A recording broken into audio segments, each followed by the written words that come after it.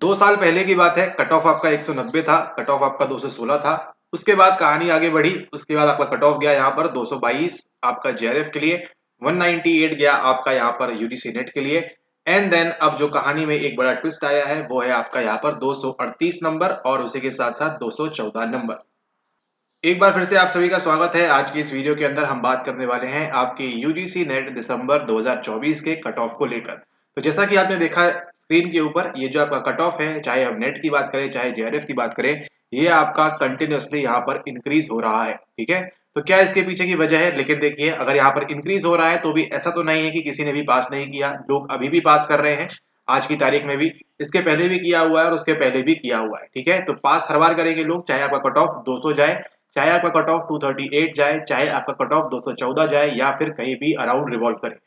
अगर आपने इस पेपर के अंदर 200 210 के आसपास अगर आपने स्कोर किया है तो आपका एक बहुत ही हेल्दी स्कोर है। आपने काफी अच्छा परफॉर्म किया है आपने इस पेपर के अंदर। लेकिन फिर भी किसी कारणवश अगर आप यहाँ पर कट ऑफ क्लियर नहीं कर पाए हैं तो उसके लिए आपको कोई परेशानी, कोई दिक्कत वाली बात यहाँ पर नहीं है। क्योंकि कट ऑफ देखिए, इसमें एक बड़ा फैक्टर यहाँ पर आपके लक का भी होता है कि आपको थोड़ा सा लक चाहिए एग्जाम के अंदर।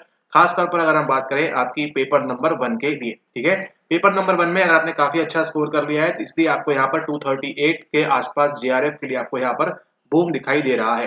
और उसी के साथ यहाँ देखिए पीएचडी एंट्रेंस जो है वो पहली बार इतना हाई गया आपका यहाँ पर 190 के आसपास। ठीक है, और 214 में आपका एपी के लिए और 238 में आपका यहाँ पर जेआरएफ के लिए। यहाँ पर देखिए केवल 36 बच्चे क्वालिफाई किए हैं इस बार और यहाँ पर आपके 575 बच्चे हुए हैं, तो इसमें कोई बड़ा चेंजेस नहीं है। इसके पहले भी सेम यही सिनेरियो रहा है। ठीक है, यहाँ पर देखिए 39 बच्चे, यहाँ पे देखिए 535, लगभग लगभग वही आंकड़े आपके यहाँ पर सेम टू सेम चलते हैं। तो उसमें कोई दिक्कत और परेशानी वाली बात है नहीं। ठीक है, यहाँ पर देखिए 190, 646 और 216 में आपका 43। ये कब का कट ऑफ है आपके? ये है आपका दिसंबर 23 का। यहाँ पर आपने देखा 190 की रेंज में चल रहा है। उसके बाद आगे देखते हैं, ये है आपका जून 24 का, रेंज थोड़ी बड़ी, 222 यहाँ पर गया और यहाँ पर 198 इंक्रीज हुआ। और अभी जो आप देख रहे हैं तीसरा वाला, ये है आपका रिसेंट वाला यानी कि दिसंबर 24 वाला। ठीक है, दिसंबर 24 में आपका अनरिजर्व 238 गया है जो कि काफी बड़ा नंबर है यहाँ पर। ठीक है, अगर हम बात करें 240 डिवाइडेड बाई 2 यानी कि लगभग 120 सवाल यहाँ पर लोगों ने सही किए हैं 150 में से, तब जाकर उनका यहाँ पर ये वाला नंबर टच किया है। अब यहाँ देखिए 214 की बात करें, यानी कम से कम आपके कितने होने चाहिए? कम से कम आपके 100 प्लस सवाल यहाँ पर सही होंगे, 100 105 के ऊपर, तब जाकर आप जो है यहाँ पर इसके आगे ये वाला कट ऑफ को आप यहाँ पर टच करेंगे, जहाँ पर केवल 575 बच्चों ने इस बार किया हुआ है और यहाँ पर 190 पीएचडी एंट्रेंस 1200 बच्चों ने यहाँ पर किया हुआ है। इसका कुछ खास मतलब है नहीं यहाँ पर। और आप जो है आगे के लिए जून सेशन जो आपका आने वाला है उसके लिए मेक श्योर करें, अच्छे से प्रिपेयर करें, क्योंकि हो सकता है आपको एक कट ऑफ आगे और इंक्रीज देखने को मिले या फिर हो सकता है ये आपका डिक्रीज भी हो जाए। वही बात करते हैं नेक्स्ट कैटेगरी वाली, आपकी ओबीसी वाली एनसीएल, यहाँ पर 226। ठीक है, आई गेस आपके ओबीसी कैटेगरी में बहुत हाईएस्ट गया है यहाँ पर 226 कट ऑफ जेआरएफ के लिए। इसके पहले देखिए यहाँ पर अगर हम बात करें आपका कितना गया है, 210 गया था इसके पहले वाले में, और उसके पहले में अगर हम बात करें तो कितना गया है आपका यहाँ पर, आपका गया है यहाँ पर 200। ठीक है, तो हर इसमें देखिए आपको यहाँ पर इंक्रीमेंट देखने को मिलेगा। ईडब्ल्यूएस में देखिए 204, ये भी इंक्रीज हुआ है 188 और 188। ठीक है, एसटी और एससी कैटेगरी में पहली बार आपका 200 के ऊपर यहाँ पर जेआरएफ मिला है इस वाले सेशन के अंदर। यहाँ पर अगर आप देखेंगे एसटी एंड एससी में देखिए 214 206। ठीक है, इतना हाई आपको कट ऑफ गया है। इसका एक रीजन क्या है? इसके पीछे एक प्रमुख वजह है आपके पीवाईक्यू। ठीक है, पीवाईक्यू काफी रिपीट हो रहे हैं, लोगों ने समझ लिया इस बात को और अब जो है पीवाईक्यू लगा के जा रहे हैं, इसलिए यहाँ पर इतना इंक्रीमेंट आपको देखने मिला है। और आगे आपको जून के लिए ध्यान रखना है, पीवाईक्यू आपके फिर से अगेन रिपीट होंगे, कुछ चेंजेस होंगे उसके अंदर पेपर पैटर्न के अंदर, वो सब चीजें भी जो है आपको यहाँ पर ध्यान रखनी है।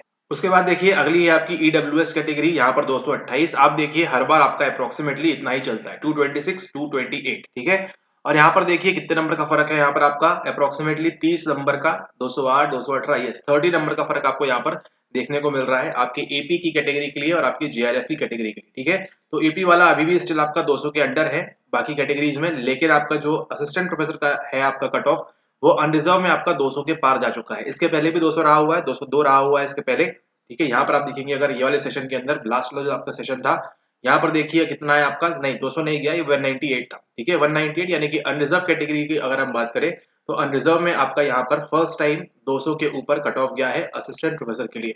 तो अगर आप यहाँ पर अनरिजर्व कैटेगरी से हैं तो आपको ध्यान रखना है, नेक्स्ट टाइम के लिए आपको जो है मिनिमम स्टिल आपको जो है 200 के ऊपर एम करना होगा। अब इसके नीचे कट ऑफ आपका 200 के आसपास ही घूमेगा, इस बात को आप यहाँ पर ध्यान रखेंगे। ठीक है, बहुत कम होने की, 180 पे इसके कट ऑफ गिरने की संभावना बहुत ही कम है, बहुत ही इसका जो लेवल है इसकी संभावना बहुत ही कम है कि आपका इस लेवल तक आएगा। ठीक है, उसके अलावा अगर आप यहाँ पर ओबीसी, एनसीएल और ईडब्ल्यूएस कैटेगरी से बिलोंग कर रहे हैं तो भी आपको स्टिल 180 से 200 की रेंज में रहना है, अगर आप एम कर रहे हैं यहाँ पर एपी के लिए।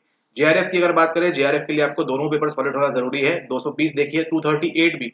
अब सोचिए यहाँ पर अनरिजर्व का कितना गया है कट ऑफ, यहाँ पर 238 गया हुआ है, ठीक है। अब सोचिए जिस बच्चे ने इतनी मेहनत करके 236 लाए होंगे उसकी क्या हालत हो रही होगी, ठीक है। तो ये कंप्लीटली डिपेंड करता है किसके ऊपर, आपके लक के फैक्टर के ऊपर। लक एक जो है बड़ा इंपॉर्टेंट फैक्टर प्ले करता है आपकी जेआरएफ की प्रिपरेशन के लिए, ठीक है। तो इसको आपको ध्यान रखना है। इतने सारे बच्चे यहाँ पे स्कोर कर रहे हैं हाई, इसका मतलब उनका पेपर 1 भी बहुत स्ट्रांग होगा एंड उसी के साथ साथ पेपर 2 भी बहुत स्ट्रांग होगा, ठीक है। और लेकिन ये बात अब यहाँ पर सिद्ध होती है, जेआरएफ के लिए आपका लक चाहिए, एल्स आपका नहीं होगा, ठीक है। जेआरएफ के लिए आप ये नहीं कह सकते कि यस आपका होगा ही होगा। 236 लाके देखिए कोई सोच रहा होगा कि क्या मेरा नहीं होगा। 236 एक बहुत बड़ा नंबर है, लेकिन फिर भी देखिए कहां पर फेंका है कट ऑफ उन्होंने, 238। तो ये सीधा सीधा बताता है आपको कि आपका जो है यहाँ पर लक आपका मैटर करेगा फॉर योर जेआरएफ, ठीक है। आप किसी भी सेशन में ये नहीं कह सकते कि आपका जेआरएफ हो ही जाएगा, क्योंकि आपको देखिए कट ऑफ यहाँ पर इतना ज्यादा यहाँ पर ये वेरी हो रहा है। अब सोचिए कोई बच्चा यहाँ पर ओबीसी वाला है, 220 लाकर सोच रहा है वो, 222 लाकर, लेकिन कट ऑफ देखिए कहाँ गया है, 226 गया हुआ है। ईडब्ल्यूएस में देखिए सेम सिनेरियो 228। एससी का बच्चा देखिए 200, 205, 206 लाके सोच रहा होगा कि इस बार मेरा जेआरएफ हो जाएगा, डिपेंडिंग अपॉन पास्ट सर्कमस्टेंसेस। लेकिन यहाँ पर देखिए किसी भी सिनेरियो में वो यहाँ पर सिद्ध होता हुआ नहीं दिखाई दे रहा है। यानी कि जेआरएफ के लिए आपका जो लक है वो एक इंपॉर्टेंट फैक्टर प्ले करता है, ये बात आपने समझ लेनी है इसके बाद में, ठीक है। बाकी अगर आप यहाँ बात करें नेट के लिए, तो यहाँ पर आपका स्टिल चल रहा है वही 200 के आसपास आपको स्कोर करना है हेल्दीली, ठीक है। यहाँ पर देखिए थोड़े बहुत चेंजेस होंगे आपके, तो इसको आपको ध्यान रखना है। अनरिजर्व, ओबीसी ये कैटेगरी के अंदर यहाँ पर देखिए हर किसी में अगर हम बात करें आपके एपी के लिए यहाँ पर इंक्रीमेंट हुआ है, ठीक है। असिस्टेंट प्रोफेसर आपका जो नेट है उसके लिए हर सिनेरियो में, आई मीन हर कैटेगरी में आपका जो है यहाँ पर इंक्रीमेंट हुआ है। इस बात को आपने यहाँ पर ध्यान रखना है और आगे भी ये इंक्रीज होगा। तो अभी क्या करना है आपने, जो भी पुराने आपके बेसिक्स हैं उनको अच्छे से रिवाइज करना है एंड आगे जून के लिए अच्छे से और मेहनत करके आपको जो है प्रिपेयर करना है इन सेशन के लिए, ठीक है। तो अगर आपका यहाँ पर 2 नंबर, 4 नंबर, 6 नंबर, 8 नंबर से रहा है तो निराश होने वाली कोई बात नहीं है। आपने इतना यहाँ तक आ गए हैं, आगे भी इसको आप जो है और अचीव कर सकते हैं बड़े आसानी से, बड़ी इजीली। लेकिन आपको जो है थोड़ा सा और हार्ड वर्क करना होगा, थोड़ी सी आपको जो है और मेहनत करनी होगी, ठीक है। अभी देखिए अधिकतर बच्चों को यहाँ पर पता चल चुका है कि पीवाईक्यू कैसे आते हैं, रिपीट होते हैं, तो सभी कोई जो है पीवाईक्यू प्रैक्टिस करके जा रहे हैं। और हमने पेपर के अंदर भी देखा कि पीवाईक्यू वाले सवाल अभी आपको दिखाएंगे आगे जब पेपर सॉल्व करेंगे कि कितने सारे सवाल आपके पीवाईक्यू बेस्ड थे। उनका पूरा का पूरा बेस कहाँ पर है, 19 के पहले जो आपने पेपर सॉल्व किए हुए हैं वहां से पूरा का पूरा उठकर आता है। इसलिए देख रहे हैं साइकोलॉजी के अंदर आपका जो कट ऑफ है वो इतना हाई जा रहा है। अगर यहाँ पर देखिए कट ऑफ, अगर पीवाईक्यू आपके रिपीट नहीं होंगे, अगर पीवाईक्यू की थीम रिपीट नहीं होगी तो कट ऑफ आपका 160 से 180 पे गिर जाएगा, ठीक है। सिंपल सी बात है। लेकिन क्योंकि पीवाईक्यू इतने ज्यादा आते हैं इसलिए आपको एक कट ऑफ में इंक्रीमेंट देखने मिल रहा है। और अगर आपका स्कोर उस पास तक नहीं पहुंच पा रहा है तो उसके पीछे वजह क्या है, कारण क्या है कि आप जो है प्रीवियस ईयर क्वेश्चंस को प्रॉपरली नहीं लगा रहे हैं। अगर आपने प्रीवियस ईयर क्वेश्चंस के एक एक सवाल को सही लगाया है तो ये 238 कट ऑफ टच करना तो देखिए लक मैटर है। लेकिन 214 जो आपका है वो आपका नेट कोई नहीं रुकेगा अगर आपने पीवाईक्यूज प्रॉपरली किए हुए हैं तो, ठीक है। और पेपर 1 में आपको थोड़ा बहुत साउंड 25 से 30 सवाल आपको वहां पर सही करने होंगे, तो आप इसको बड़ी इजीली यहाँ पर अचीव कर सकते थे। लेकिन नहीं किया है तो कोई बात नहीं, जिन लोगों ने कर लिया है उनको बहुत ही ज्यादा कॉन्ग्रेचुलेशन यहाँ पर, ठीक है, आपको बहुत बहुत बधाई हो।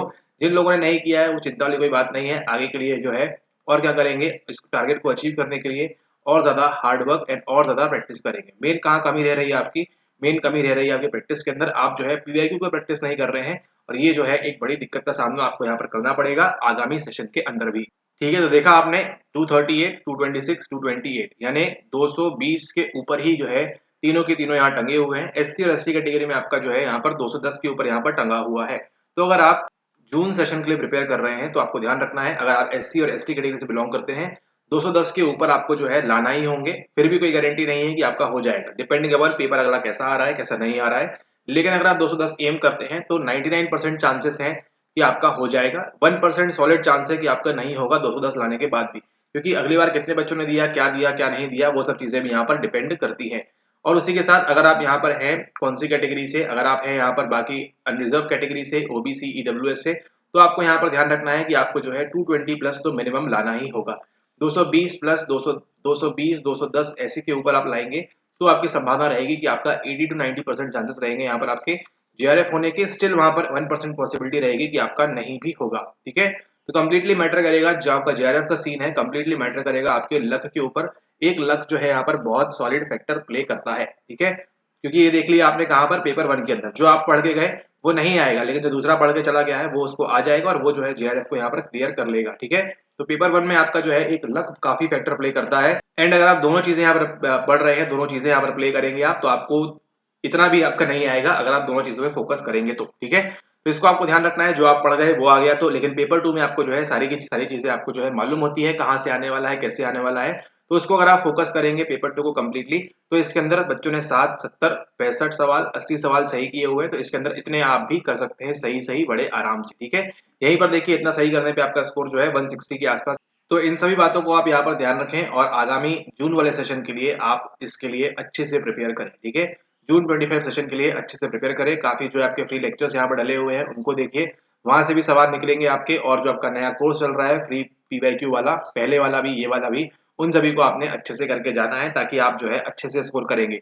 अगर देखिए अगर आपका स्कोर यहाँ पर इंक्रीज हुआ है तो आपने इन लेक्चर्स को देखा होगा कहीं ना कहीं, उनसे आपको फायदा मिला होगा। बस आपने क्या करना है, इनको जो है और पीवाईक्यूज की आपने और ज्यादा प्रैक्टिस करनी है, ठीक है। तब आप जो है आप भी जाकर 200 प्लस ला सकते हैं, 210 प्लस ला सकते हैं।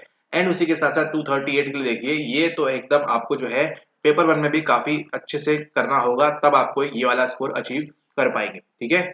एल्स अगर आपका पेपर 1 कमजोर है तो आप इस स्कोर तक यहाँ पर अचीव नहीं कर पाएंगे, इसको आपने ध्यान रखना है, ठीक है।